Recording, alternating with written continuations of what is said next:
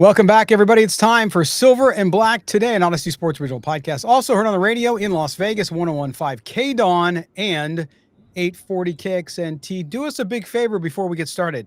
Go subscribe to the podcast wherever you get your audio. Don't forget to rate and review for watching us on video.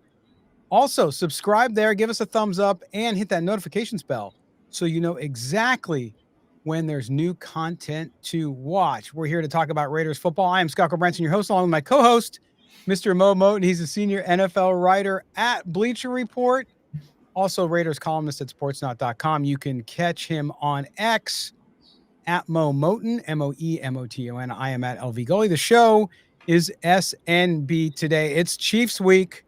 Yes, it is. So we're going to get into that in a moment. A guest in our second segment is the great Carrington Harrison out of 96.5 The Fan in Kansas City. Of course, that is an Odyssey station. He is one of our family members here. We're going to talk to him about the Chiefs.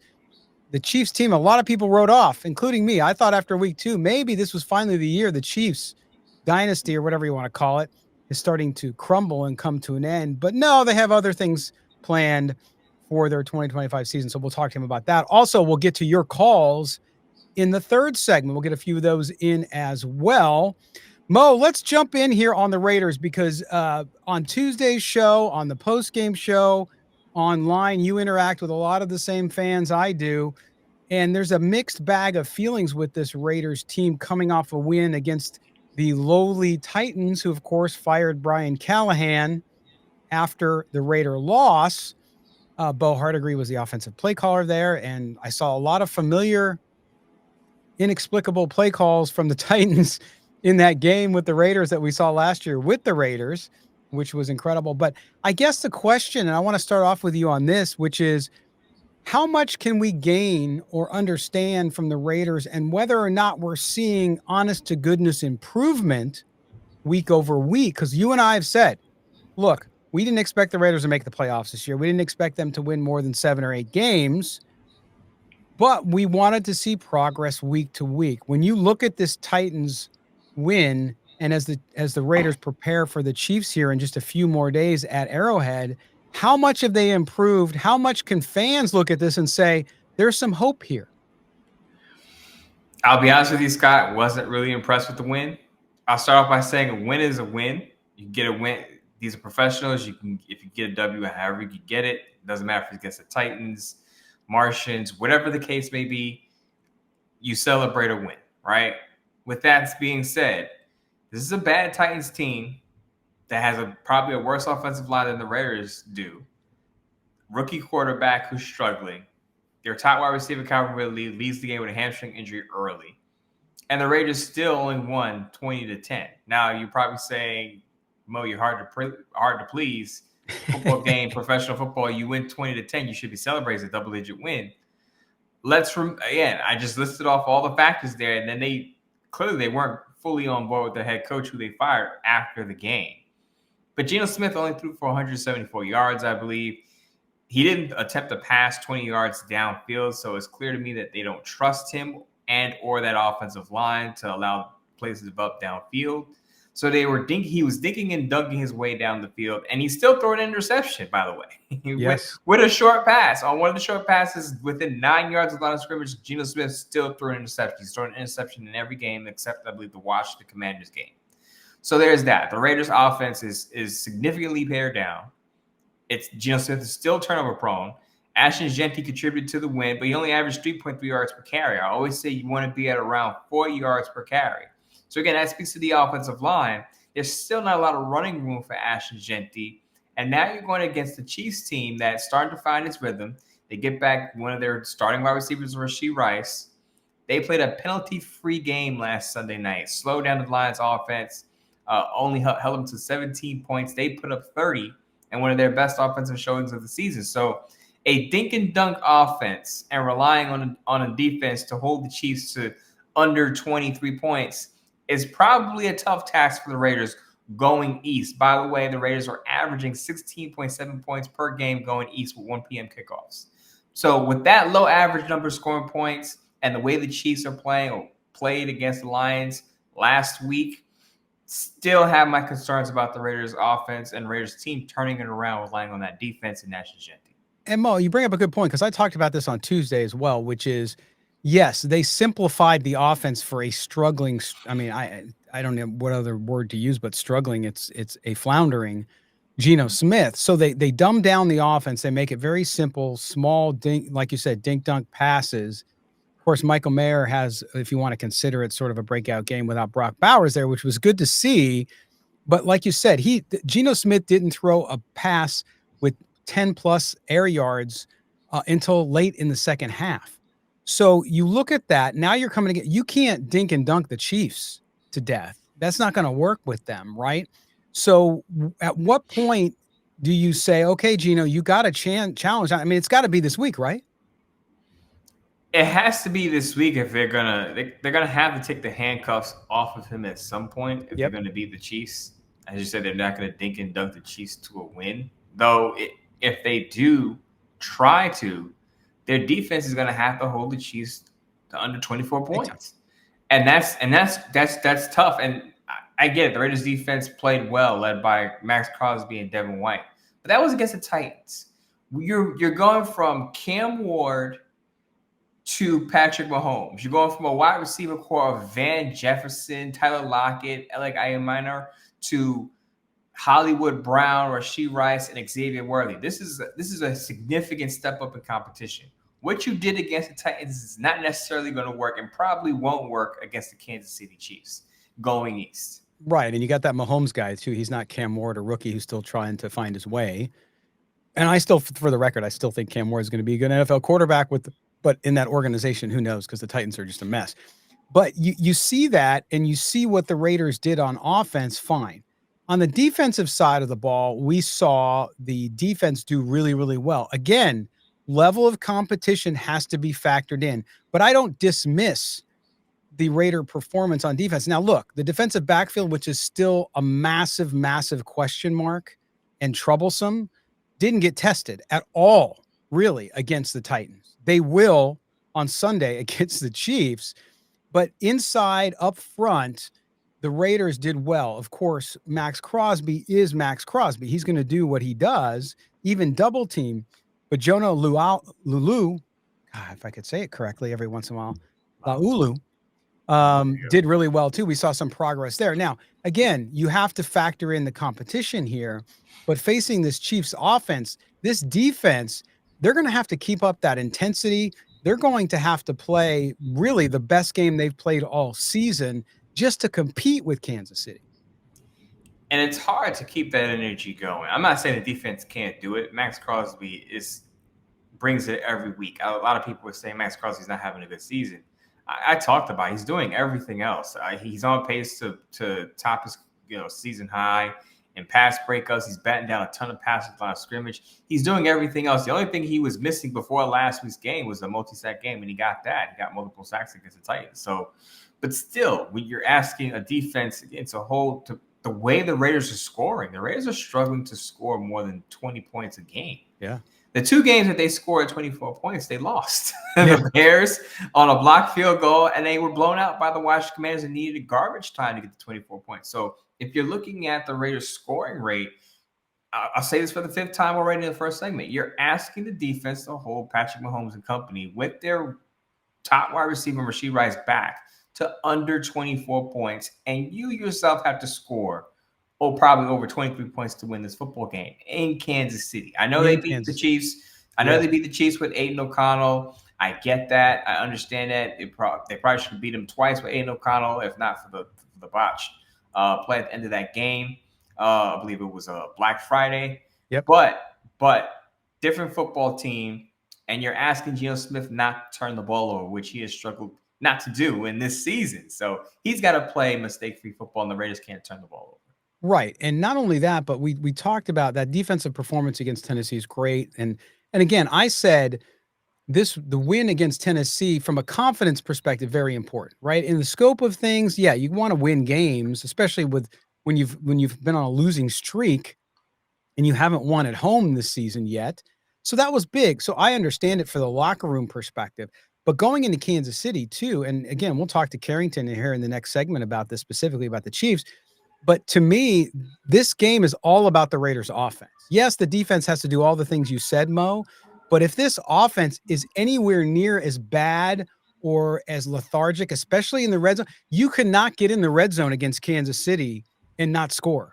You've got to convert. If you don't do that, this could be a really long and ugly day. And the other thing is, other than the red zone, of course, you have to convert. Once you get inside, you got to score 6 instead of 3. But various offensive lines still worries me. I talked about the run blocking. Stone Forsythe and Jordan Meredith both allowed a sack last week with 2 pressures. So now you're going against Chris Jones and George Karlaftis. Different animal. I mean, the Titans, Cody Barton and the Titans defense had some moments where they got to Geno Smith. So you're stepping up in competition on the defensive side of the ball. Steve Spagnuolo has his defense playing at a high level. I just mentioned they held the Lions with all their playmakers to 17 points. So the Raiders are going to have to outdo what the Lions did, protect Geno Smith, and again, play, I want to say a perfect game, but close to mistake-free football. And we talked about, I was surprised. We heard going up to the Titans game, Mo, I want to get your comments. We got a couple minutes before we hit the break. Was about Caillou Blue Kelly. We know how much he struggled. Okay. And so I thought we would see Darian Porter in this Titans game. We did not. And maybe that was because no one was really challenging. I mean, Cam Ward didn't have a chance to challenge downfield really at all. So now you go to Caillou Blue Kelly. Let me tell you, Patrick Mahomes and that Matt Nagy offense in Kansas City, you can bet your bottom dollar that they got a circle around Caillou Blue Kelly and they're going to attack him over and over and over again. Does he last through that game? How do you think that's going to go? And how quickly do they pull the hook and go with Darian Porter just to switch it up? That was one of my surprises and concerns. I thought after the Colts game where Darian Porter played well, albeit in the small sample size, we get more playing time.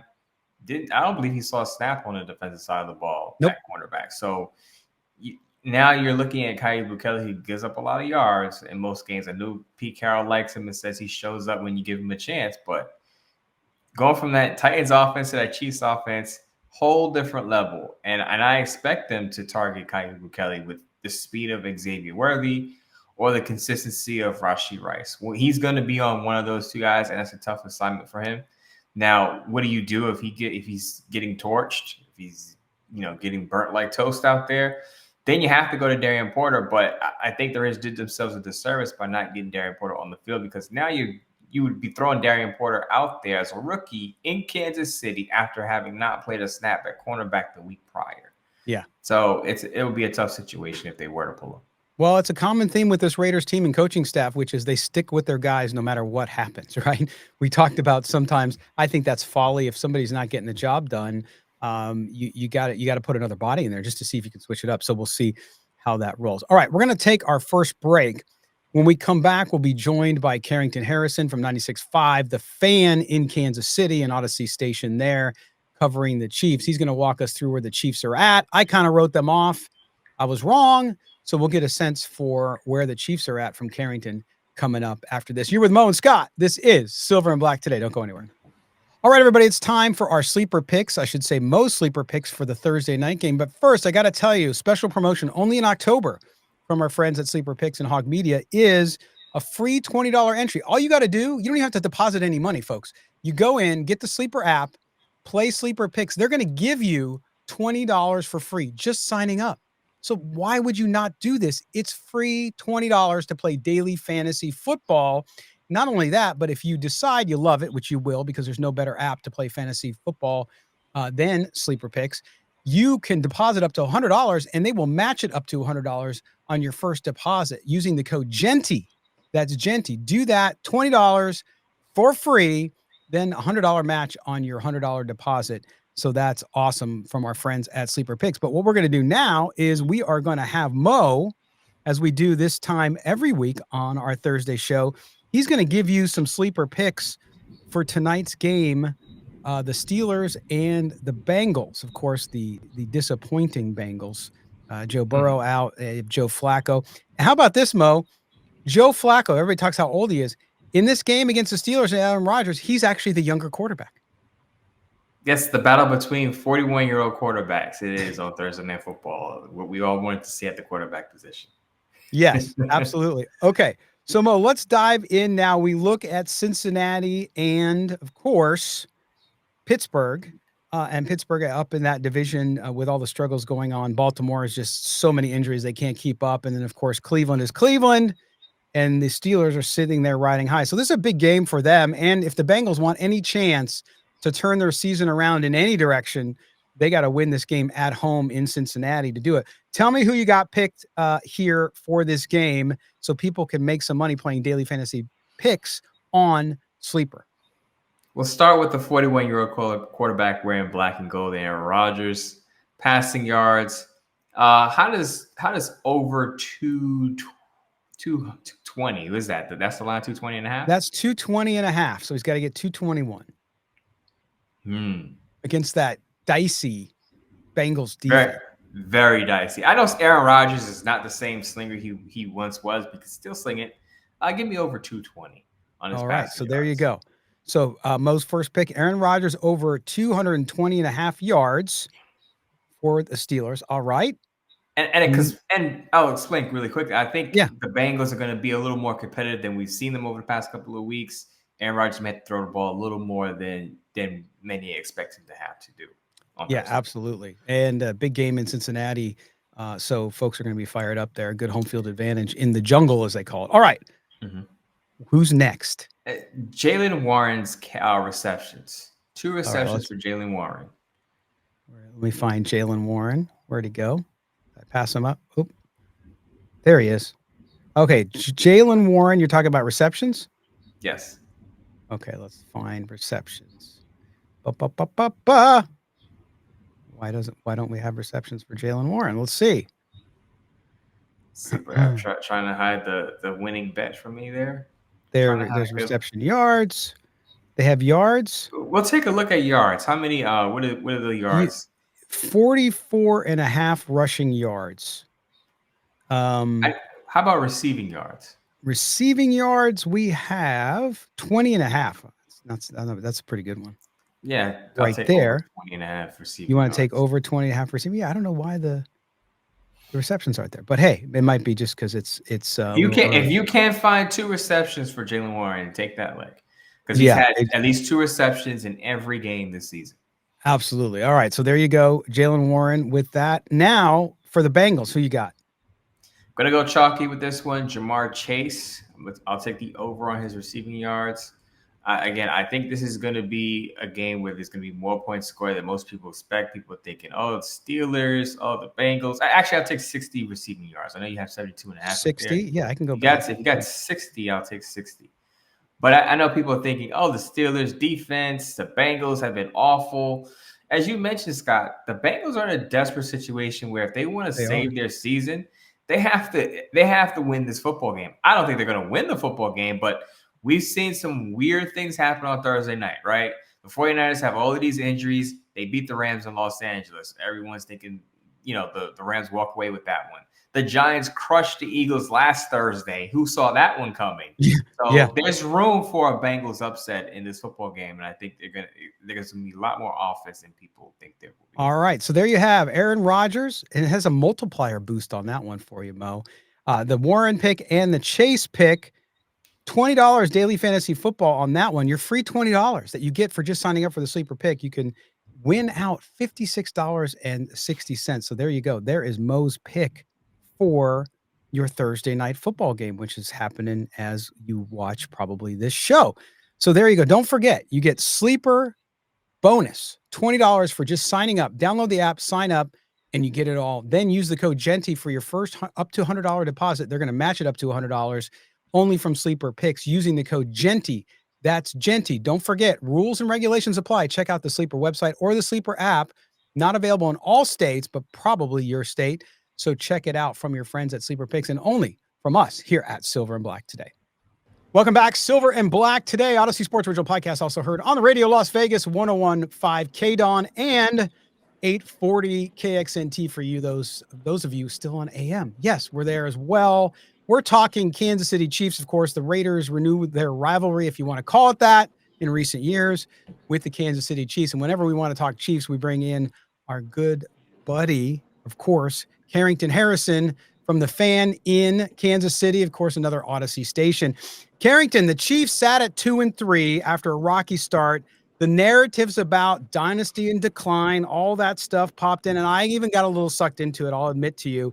But they maintain their confidence. Now they've turned the corner. Seems like everything's going the way they needed to go. They get Rashee Rice back against the Raiders. Good timing for them. Tell me, what was it about this team? There was no panic. There was no lack of confidence that they would iron out the wrinkles. What is it about this team? What was it about that locker room that kept them focused to start to turn this thing around?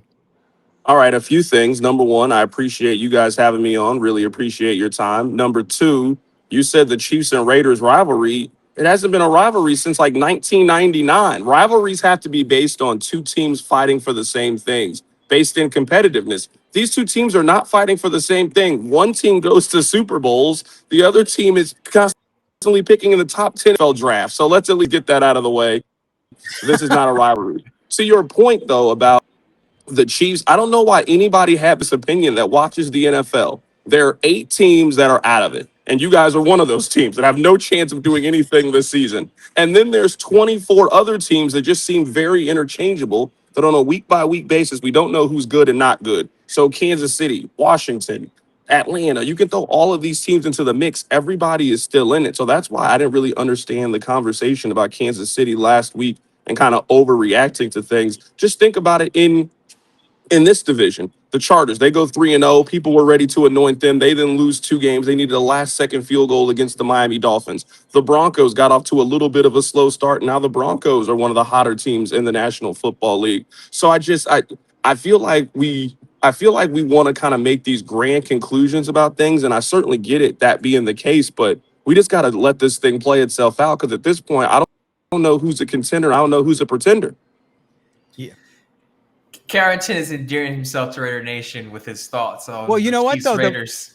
Mo, real quick, your point about anybody who watches the NFL didn't believe that the Chiefs were out of it. I think it's wishful thinking, right? When somebody's won as long as the Chiefs have, people want to see them fail now. We see it in entertainment. We see it all over the place. Anyway, go ahead, Mo. Sorry. I have to apologize to my co-host. I don't know who's writing up the Chiefs in October based on what they've done, but you just don't do that. But we'll talk a little bit about Rashee Rice. We'll talk about the offense in general.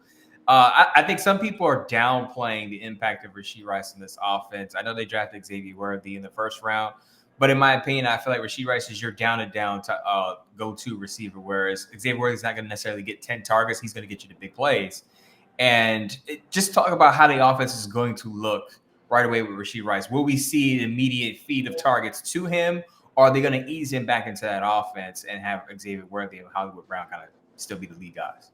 I mean, that's a great question. I would say that's the biggest question right now with the Chiefs. So the Chiefs have actually never played a game with Hollywood Brown, Xavier Worthy, and Rashee Rice. They've never had all 3 of them healthy at the same time. So Sunday is the first time that we're expecting this. So we have Mitch Holtis on our show on Mondays, voice of the Chiefs, and I asked him, what does it mean to have Rashee Rice back? And he said, this is like adding Deebo Samuel to your roster. Now, we'll see if he can reach those heights, and Deebo has certainly had a great career in San Francisco, and he's doing the same thing in Washington, but having a player of that caliber, somebody who's tough, can get the yards after the catch, can help you in the run game, a very physical player, is really big.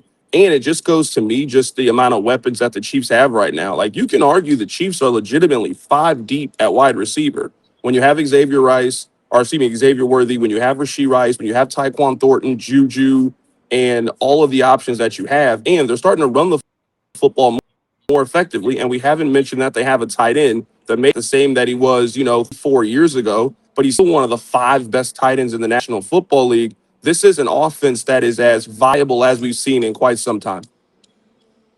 Yeah, and Carrington, building on that, now the Chiefs scoring over 31 points over the last 3 weeks, right? So this offense is continuing, as you mentioned, to pick up steam. Is it Mahomes' ability to spread the ball around really why it's finding its rhythm? Is his ability to get everybody involved? Yeah, I think it's that, and it kind of goes to how we started this, is people that were ready to count the Chiefs out. I mean, I don't know how many teams are going to have an explosive offense in the first 3 weeks of the season when they don't have their number 1 and number 2 wide receiver. which the Chiefs didn't have. And that also just, they didn't run the football very effectively. So when your quarterback leads you in rushing and you don't have your number one and number two option, it's just going to kind of put you behind the eight ball. I've kind of broken the Chiefs season up into like different markers. That first month was you just get by without having your number one and number two receiver. Now you're heading into the second month of the season. And to me, this is like kind of preparing for November. When you look at their November schedule, they go on the road against Buffalo, on the road against Denver. They have the Colts at home, and then they play the Cowboys on the road for Thanksgiving. That's a difficult stretch of games. You play three potential playoff teams and the Cowboys that can score with anybody in the National Football League. So I'm kind of looking at these two games where you had to be at least at 500 while Rashee Rice was out. You got two home games back to back against the Raiders and the Commanders. If you can win those two games, you're 5-3 heading into that game against Buffalo. Maybe you're a game behind Buffalo, and that's just going to be a major game for a tiebreaker in determining who's going to be the one seed in the AFC. So I'll flip it to the defensive side of the ball. This is probably a two-part question. First, if the Raiders are going to attack the Chiefs, they were dink-and-dunk offense last week, and I said that's not going to get it done against Kansas City. If the Raiders are going to attack the Chiefs defense, where is the weakness in that defense? And the other part of this is what's going on with Chris Jones? I know he had a death in the family recently. He had a spat on the sideline with Drew Tranquill early in the season against the Chargers, I believe, where Drew Tranquill was basically telling him to do his job. There was a play at the end of the Jaguars game where it looks like he wasn't trying, but he said he thought Trevor Lawrence was down. Did they clear that up in the locker room? What's going on with that defensive front, specifically Chris Jones, and how can the Raiders attack that defense? Yeah, that's a really good question. It has been kind of up and down in the first part of the season. So the play you're mentioning, at least when it came to the Chargers, it was 3rd and 14, and the Chiefs needed this play to get off of the field. And I think Chris Jones lost containment. He kind of rushed the passer when he was supposed to stay on the outside. Justin Herbert ran for 17 yards. That ended up being the first down that kind of sealed the game, and that's when they had that interaction on the field. A couple of weeks ago, his logic just didn't make any sense to me. I thought Trevor Lawrence was down. This isn't college. He can get back up. Like, I don't know how you thought that he was down. It just never made any sense to me. Now, he did play very well against the Lions. And, the Lions, we all know they run the football very effectively. The Chiefs did a really good job in kind of limiting their run game. I think Chris Jones was a major part of that. It's weird. I think at this point, maybe at least when it comes to Chris Jones in the regular season, I don't know if you're going to get 17 A-plus performances. He seems like somebody that just kind of knows when to turn it on and when not to turn it on. He really got challenged this week. I think he got challenged by the fans. I'm certainly thinking that challenge came from inside the locker room as well, and he really showed up. Now, home game, divisional matchup, what does that mean for Chris Jones? We'll have to see kind of what we're talking about. You mentioned what's the weakness for the Chiefs defense. It's funny because I don't know if the defensive line numbers are accurate to what the eye test shows me about this team and getting pressure and inconsistency. And like most teams, if this team doesn't get pressure with their front four, you can exploit their secondary. I mean, that's really been the thing. Job in neutralizing the Chiefs pass rush, and they were able to take advantage of it on the back half of the defense. There's a lot of inexperience when it comes to them. It really comes down to their D-line and their front four and if they're going to play well and if Spags has to generate pressure, or are they going to be able to get it naturally with their front four? Carrington, before we let you go, let me ask you this. The Chiefs rushing the ball on offense, how do you think it's vital for them to upgrade? Do you think they'll be active at the trade deadline and try to get a running back? I've been screaming this since the end of the Super Bowl. It was one of the biggest, debates, controversies on my show. Everybody was willing to throw everything that happened in the Super Bowl on the offensive line. And I'm like, they just got beat everywhere. Like, they got beat at wide receiver. They got beat at running back. Like, why are we only thinking that now you fix this one thing about the team and it was going to solve the ass whooping that we saw them get in the Super Bowl? It just didn't make, I guess, the Chiefs have 3 running backs who are all on the final year of the track. That's why I kind of honestly, I wanted them to do what the Broncos did. The Broncos got J.K. Dobbins. They also went out and got R.J. Harvey. So you got somebody for the short term. You also got somebody for the long term. I mean, I want them to get a running back. They've shown no energy towards it all season. They got Elijah Mitchell in free agency. He's never been active for the Chiefs. And then they spent the 7th round pick in Bashard Smith. So I'm thinking they think they're fine at running back. Now, I'll give you a stat. With Isaiah Pacheco, when they run the ball from shotgun, Isaiah Pacheco is averaging 3.6 yards per carry. When he runs it from under center, when they call run plays, he's averaging 5.2 yards per carry. So they're a drastically different run team when they just line up old school, single back, hand it to him, and let him get his motion going. So I think what I think the Chiefs are going to think is, We got Pacheco healthy. We got Kareem Hunt as our short yardage battering ram. And the more we infuse Rashard Smith into the passing game and kind of use him in that Samaje Perine role, I think they think that's going to be enough running back. We'll obviously see if that's the case. They're still a below average run team, but if you're going to have 5 or 6 pass catching options the way that they do, and then you can utilize that short passing game as an extension of the run game, maybe that's enough to get them there. It's hard to argue the results with what we've seen for them on offense the last 3-4 weeks. All right. Well, there you go. Carrington Harrison, 96.5, the fan in Kansas City. Carrington, as always, my friend, enjoy the game on Sunday, and we'll talk to you next time. I look forward to you guys drafting Garrett Nussmeier with the 6th overall pick next year. Oh, a lot of Raider Nations got Mendoza, the big Hispanic contingent fans, Raider Nation. They want the Mendoza kid, so we'll see what happens. He might be gone. He might be a Jet. Who knows? Carrington, thanks, man. I appreciate you guys. Thank you. All right. After the break, Silver and Black today rolls on with your phone calls. Mo and Scott coming back right at you. Welcome back, home stretch here. The final segment of Silver and Black today, an Odyssey Sports Original podcast, also heard on the radio, 101.5 KDON and 840 KXNT in Las Vegas. Thanks for being with us. We're going to get to the Raider Nation switchboard now. We'll get right to your calls, and we're going to start, Mo, we get calls from all over the country, all over the world. Here's, I think, our first call from a member of Raider Nation in Minnesota, the Great White North up there, and I love that his name is Ivan, right? You think cold, it goes perfectly. So here we go. Here's Ivan in Minnesota. Hey, guys. Love the show. This is Ivan Vandy from Minnesota. Win's a win. Got to be happy. It wasn't all that enjoyable to watch, but it was still a win. I've heard a lot of people complaining, or I don't know about complaining, but talking about Geno didn't complete a pass over 10 yards until a certain part of the game. So I don't care when where he completes the pass, as long as it's complete. He's not turning it over. He still turned it over. But some of the best quarterbacks, most of their passes were quick, short, smart passes, and I'm all for it as long as we can get some wins. I don't know if we're going to win 2 more games this year, but I'm going to keep watching. I love your honesty and you're realistic on the show. And keep listening. Go Raiders. There you go. Mo, I think the only people really disappointed, if you want to call it that, in the win were the people who really would like a top 3 draft pick. I mean, that's the only reason you can not like the win, right?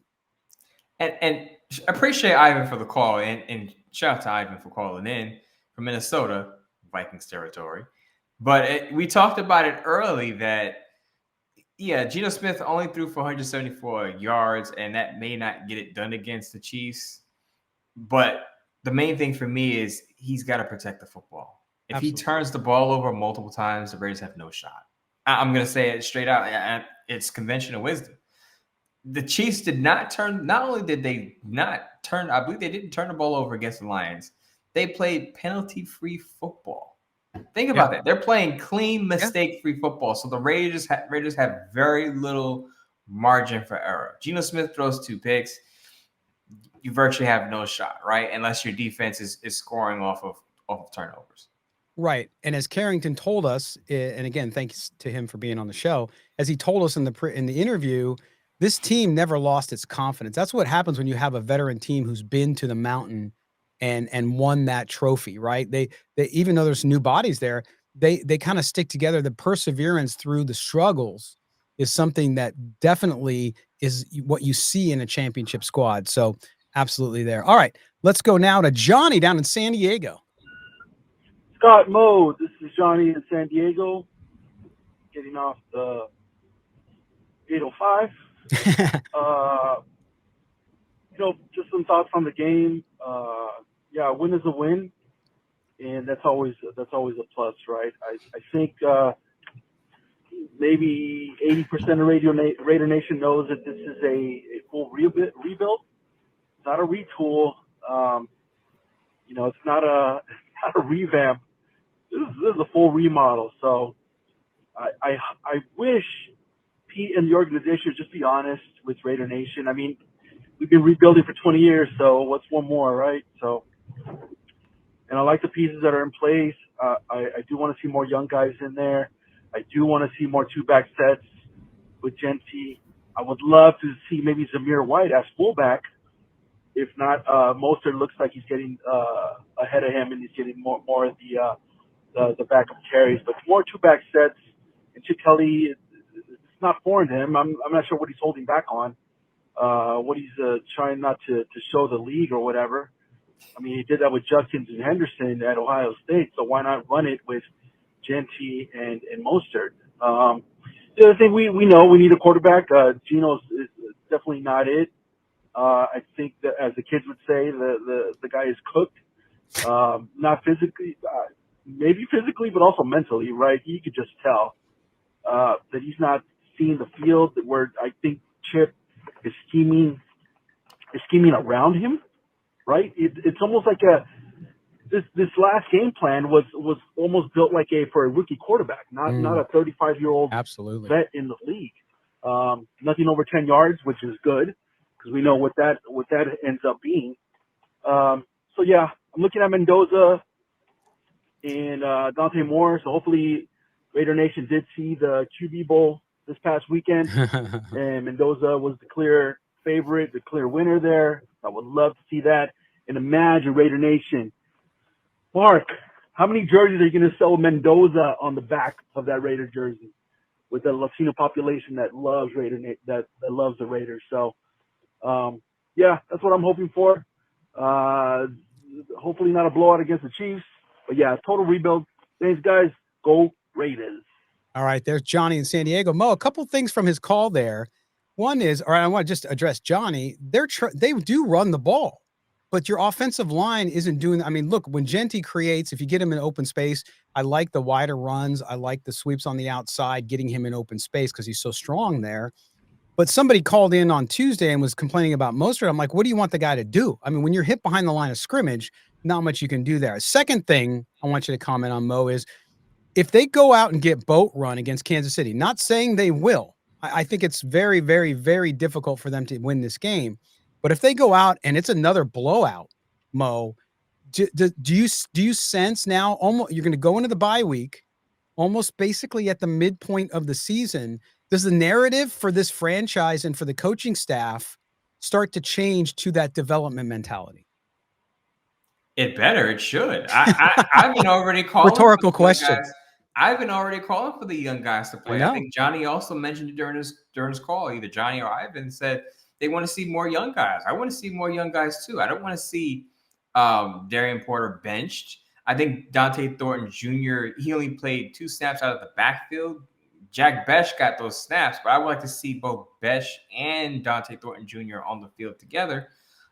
I think we're already at the point where you're looking long term. What did the caller just say? We know that this is a rebuild, not a retooling. Mm-hmm. It's a rebuild. It is a rebuild. Whether you want to say the R word or not, let's not dance around it. Let's be honest about it. The Raiders need to rebuild this roster with some young talent. And the only way for young talent to get better is if they actually play. They're not going to get better on the sidelines. And it's mind-boggling to me that Pete Carroll's in Seattle wasn't afraid to play young guys. He gets to Las Vegas, and all of a sudden he's loyal to his older veterans and won't play and will limit the young guys. It's just mind-boggling how coaches do certain things in other places. They get to the Raiders and it's a completely different mindset, and you grow frustrated with it because we can all see what's best for the Raiders right now. I'm not saying we're coaches or GMs or front office executives, but it's quite obvious the Raiders aren't ready to compete for a playoff spot, right? So what do you do if you're a team that's not close to being a playoff team? You start to play your young guys because you're looking toward 1, 2, 3, 4, 5 years down in the future when your young guys could be your starters, rotational players, key players on both sides of the ball. You have to get those guys ready because it seems like every year, Scott, we complain about why isn't the Raiders' depth any good? Well, you know how you have good depth on a football team? You have your young guys play so that they're ready when injuries happen. When Colton Miller gets hurt and he can't play, you don't have to play Stone Forsythe at left tackle, even though we know he's not a good left tackle. Right. Get Charles Grant and those guys out there, and you'll have good depth. Yeah, I agree. And I wait for the active list every Sunday, and when I see all those draft picks on the inactive list, I saw it last week. It gets me a little angry because I'm like, what are you doing? But we'll see what happens. All right, let's get Daniel up in Montana. Here we go. Hey, Scott Mose, Daniel Friedman, calling from Billings, Montana. That was a good win. It was a sigh of relief that the Raiders got the victory against the Titans. I thought the defense played really well. I really liked how Devin White played. and Maxx Crosby was Maxx Crosby, and Geno Smith again throwing another interception. That was not good. It was nice to get a couple touchdowns in there, like Michael Mayer from Notre Dame. As you know, I'm a Notre Dame fan as well. I hope when they do get Bowers back, they'll still use Michael Mayer in the red zone. I think he's a weapon there.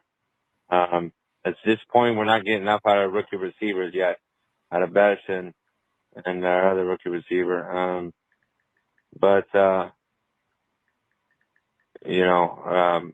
It's just hopefully we'll get more out of them here soon. And I don't think this is going to be the year we go for a quarterback. I think this will be the year in the offseason we upgrade the offensive line. And if you can get another good edge rusher to complement Maxx Crosby, I think that would be a need. And if you can improve the secondary a little bit, that'd be great. I think the biggest concern will be the offensive line. They have not been up to par this year. Geno Smith keeps getting sacked on third down, even sometimes second down. And it's like we get some good run blocks, and then we get some bad plays. So I think we really need to upgrade left guard and right tackle on the offensive line. I think that's what we're going to need to do. And I really like C.J. Carr from Notre Dame. Earliest he'll come out 2027, but also you got Manning as well. So I think if Manning's smart, he'll play another year. The only quarterback I'd take this year maybe is Carson Beck from the Miami Hurricanes. I don't know what you guys think on that, but I'm thinking this year, let's get the line, let's get it all protected, because what's the purpose of drafting a quarterback and have him get killed behind the line we got right now? That wouldn't be smart. I think you try to ride with Geno Smith, hopefully he gets better, and get that quarterback the following offseason. Let's fix the offensive line. All right, there's Daniel in Montana. Mo, I disagree with Daniel. I think you have to try to get the quarterback. I understand what he's saying about the line, but I think people continue to forget, and we just mentioned it with the previous caller, the Raiders drafted 2 third-round offensive linemen this past draft. It's not like they haven't taken offensive linemen. I'm not saying you don't continue to improve it. Absolutely. But in the first round, look, if you don't have a quarterback to develop, we have said this every year. You keep kicking the can down the road. You have to put yourself in a position to take a quarterback in the draft, especially this, because you don't know what's going to happen. Next year, you might finish further down. You might win 8-9 games. Who knows? Then you're not in the position to get a quarterback again. So to me, you can't wait anymore. Shout out to Daniel out in Montana, I believe. We got a Minnesota call and a Montana call. Look at that. But I agree with Scott.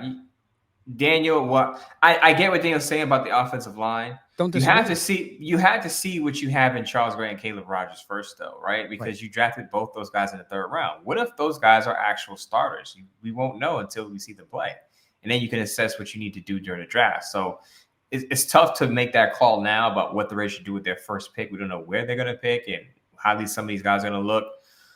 But you got to draft a quarterback. I don't care if it's in the first round, the second. They have to draft a quarterback before day 3 in the draft, because look at what the Seattle Seahawks did. They got Sam Darnold there, right? They drafted Jalen Milroe in the 3rd round. Just because you draft a quarterback doesn't mean you have to throw him out there behind whatever your offensive line looks like right away. But you can have that quarterback still there to develop in the meantime. You can draft a quarterback in the 2nd round for all I care. But they have to draft a quarterback early, because right now, you're looking at Kenny Pickett, who they acquired from the Browns, but the Raiders should look to develop their own and draft a quarterback I say this again, if I'm GM, I'm drafting a quarterback every year until the Raiders feel like they have their guy.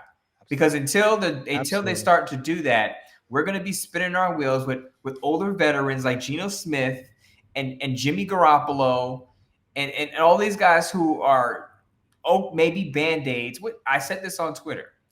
At what point do you stop putting on Band-Aids and peeling them off every 1 to 2 years? Absolutely. Get your quarterback and develop him. Absolutely. No question about it.